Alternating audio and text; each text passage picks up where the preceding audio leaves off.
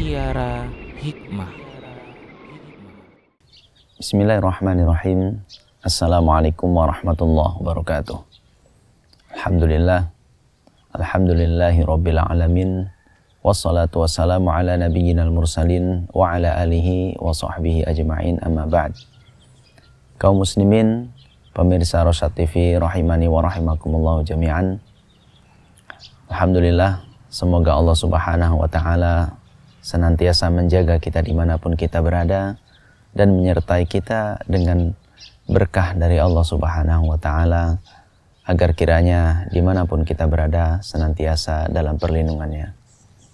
Kaum muslimin rahimani wa rahimakumullah jami'an, kita kembali lagi di program Mutiara Hikmah, di mana di program kali ini kita akan membahas tentang nasihat orang-orang soleh, atau lebih tepatnya para nabi kepada anak-anak mereka, di mana nasihat ini nasihat agar mereka mendapatkan kebaikan di dunia dan di akhirat. Kali ini kita akan membahas tentang yang ada di surat Yusuf ayat 67. Allah subhanahu wa ta'ala berfirman, wa qala ya baniya la tadkhulu min babi wahidin wa dakhulu min abwabin mutafarriqah wa ma ughni ankum minallahi min syai' inil hukmu illa lillah alaihi tawakkaltu wa alaihi falyatawakkalil mutawakkilun. Beliau mengatakan, duhai anakku, janganlah kamu masuk dari satu pintu yang sama. Masuklah kalian dari pintu-pintu yang berbeda. Dan aku tidak dapat sama sekali menolong kalian di hadapan Allah subhanahu wa ta'ala sedikit pun. Semua ketentuan itu ada di tangan Allah ta'ala, dan kepadanya lah aku bertawakal, dan kepadanya lah memang sudah seharusnya bertawakal orang-orang yang ingin menggantungkan sesuatu kepada Allah subhanahu wa ta'ala. Kaum muslimin rahimani wa rahimakumullahu jami'an. Kisah ini adalah tentang Nabi Ya'qub alaihi salam, putra seorang nabi, yaitu Nabi Ishak alaihi salam, dan juga cucu seorang nabi, Nabi Ibrahim alaihi salam. Bahkan beliau pun memiliki putra seorang nabi, yaitu Nabi Yusuf alaihi salam. Sebuah nasab yang baik, nasab dari nabi ke nabi, dari satu orang soleh ke orang soleh yang lainnya. Namun di sini kaum muslimin rahimani wa rahimakumullah jami'an, kita akan dapati di surat Yusuf yang banyak dijabarkan tentang kisah Nabi Ya'qub alaihi salam ini dengan kisah yang sangat menakjubkan dan syarat dengan pesan.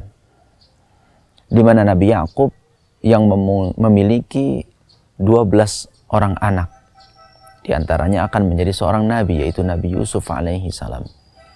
Namun Allah subhanahu wa ta'ala berikan beliau ujian yang begitu berat. Di antaranya adalah di waktu anaknya masih kecil ini, beliau harus dirundung dengan kesedihan yang begitu mendalam. Anak yang beliau begitu sayangi dibuang oleh saudara-saudaranya, entah di mana, dan beliau sendiri tidak tahu seperti apa kabar anak tersebut yang masih kecil waktu itu. Begitu juga beliau sangat sedih melihat tingkah laku anak-anaknya yang begitu nakal, sampai tingkat kenakalannya tega membuang saudaranya sendiri, tega berkhianat terhadap janji yang mereka ucapkan di hadapan orang tuanya, berdusta kepada ayahnya sendiri yang mereka sayangi, hanya dikarenakan hasad, hanya dikarenakan sebuah keinginan yang itu sifatnya duniawi. Tapi begitulah terkadang anak-anak, dan beliau sangat sedih dengan hal itu. Makanya di surat Yusuf kita akan dapati Allah Ta'ala berfirman sampai wa biyaddat ainahu minal huzn. Kedua mata Nabi Ya'qub sampai terlihat putih dan terjadi kebutaan. Penyebabnya adalah kesedihan. Subhanallah. Mungkin belum pernah kita dapati orang yang begitu sedih, orang yang begitu sangat mendalam kesedihannya, sampai kepada level matanya itu menjadi buta karena seringnya menangis, karena seringnya bersedih akibat tingkah laku anak-anaknya. Namun Nabi Yakub alaihi salam dibanding harus memarahi anak-anaknya, dibanding harus mengucapkan kata-kata yang buruk terhadap anak-anaknya, beliau lebih memilih untuk bersabar menghadapi itu semua. Beliau sadar sepenuhnya ini bagian dari ujian Allah Ta'ala. Ini bagian dari ketetapan Allah Ta'ala yang tidak akan dapat beliau hindari. Makanya beliau mengatakan di dalam surat Yusuf itu, Qala innama ashku bathi wa huzni ilallah. Beliau katakan bahwasanya aku hanya akan mengadukan kesedihanku, kegundahanku, kegelisahanku hanya kepada Allah. Inilah memang tingkat level seorang yang benar-benar dekat dengan Allah Subhanahu wa Ta'ala. Tingkat orang yang begitu faham posisinya sebagai seorang hamba, posisinya sebagai seorang yang harus mewujudkan peribadahan kepada Allah Ta'ala, maka ia harus terima dengan ketetapan Allah Ta'ala. Harus bersabar dengan ujian yang datangnya dari Allah Ta'ala, yang itu akan memberikan hikmah, yang itu pada akhirnya nanti akan memberikan buah yang manis, yang itu nanti pada akhirnya akan menunjukkan betapa Allah Subhanahu wa Ta'ala menyayangi hamba-hambanya yang soleh. Kaum muslimin rahimani wa rahimakumullah jami'an. Pesan yang mendalam di kisah Nabi Yakub dan anak-anaknya ini yang bisa kita baca lebih lengkap lagi di surat Yusuf, kita akan dapati di sana pesan bahwa kehidupan ini tak akan lepas dari namanya gembira, sedih, senang, susah. Kita tak akan pernah lepas dengan itu semua.